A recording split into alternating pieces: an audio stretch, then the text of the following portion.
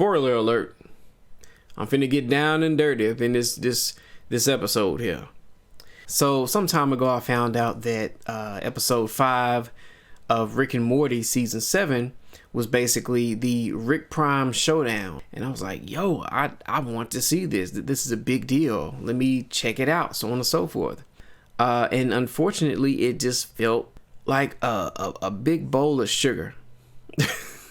I honestly say that because it felt like it was just thrown together, right? It had some nice scenes to it, nice action, stuff like that. But it felt like it just kind of came from left field.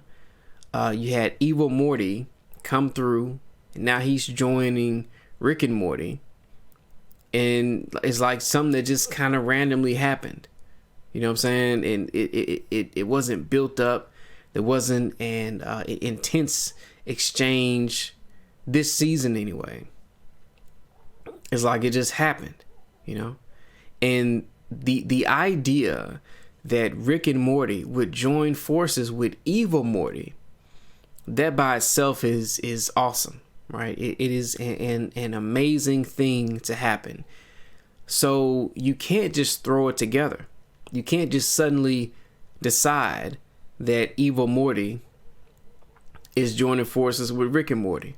You know what I'm saying? It had its little funny moments, you know, they shooting each other, so on and so forth, or trying to shoot each other, but they got the force field. But it was just thrown together to me, right? And the fact that Rick Prime or whatever dies in the way that he does so soon, it's like, oh yeah, we looking for Rick Prime, and they find him and kill him, and that's it. You know, it in my mind, it felt like more of a journey. Sure, we've seen bits and pieces of Rick Prime here and there, but it should have been more, right? In my personal opinion, it should have been sort of episode 3, 7, and 10. You know what I'm saying? Where they're building up to the season finale, that is Rick Prime. You know what I'm saying? And then maybe they probably could have ended it similar to how they did in episode 5, where Rick is just kind of lost because his background mission was to find Rick Prime and take him out. So now what does he do? And maybe he makes some weird decision or something. I don't know. This whole season's been kind of weird for me. You know, it's like the writing's a little weird, and I feel like that's probably the bigger issue for me personally. Versus the voices. The voices aren't that bad. I can kind of tolerate it, but the writing has just been a little iffy. Episode 4, I couldn't really watch it. I'm like, what the? Why is this? Why does this episode exist? I don't know. Some people might like it, but it was just too weird for me. It just felt disturbing, and it wasn't that interesting. But long story short, I'm very disappointed in episode 5 of season 7. One thing to take note of is that I'm kind of giving Rick and Morty the show like a little bit of leeway. One, they lost a main creator of the show. 2, most TV shows, cartoons that run this long, they dip, right? They dip in quality. They dip in writing quality. So it's like Family Guy was funny as hell in season 1 through 3. I feel like some of like season 4 through 6 wasn't as funny. It wasn't as good. But you know, they kind of had these really good episodes kind of here and there, but it wasn't just like this non-stop awesomeness that was season 1 through 3. But it's like that's when they're getting like their legs in, they're getting going, they got this bright idea, and it's just so much amazing things just flowing.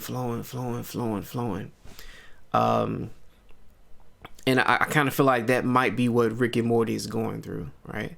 They had a good run at first, and now things are kind of like all over the place, and they got new writers a new head, new Rick and Morty voice actor or actors, I don't know, and things are just kind of dicey. I really hate that they just randomly did the Rick Prime episode. I feel like they should have waited, because the way they did it, it felt thrown together. Like it was like, hey, a hype moment. Like, no, you build up to that. You know what I'm saying? You have Rick and Morty encounter Rick Prime or something. They fail again. And you have maybe they encounter Evil Morty, or maybe Evil Morty encounters Rick Prime, and it's sort of a teasing of what's going to happen. That way you keep you get the audience kind of building up, like, oh snap, da, da, da, da, da, you know. And maybe you even have it be a question as to, would Evil Morty team up with Rick Prime, right? Like just stuff like that, you know what I'm saying? Like you build it up. Like they could have drawn this out to season 8, but it would have been good. Like had really good episodes that kind of had it where you're teasing what's gonna happen. Now, you know, people might disagree or whatever. Some people may have loved this episode. I have not seen anybody's review on this. I was like, yo, I need to see this for myself first.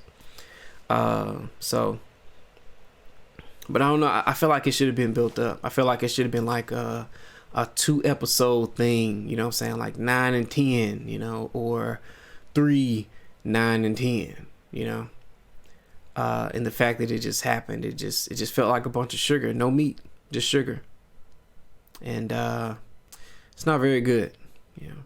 There's a lot of TV shows and stuff like that that do that sometimes. It's just sugar, you know? It's like people complained about some of the Transformers movies because it kind of just became sugar, or the director Michael Bay, because it was just action,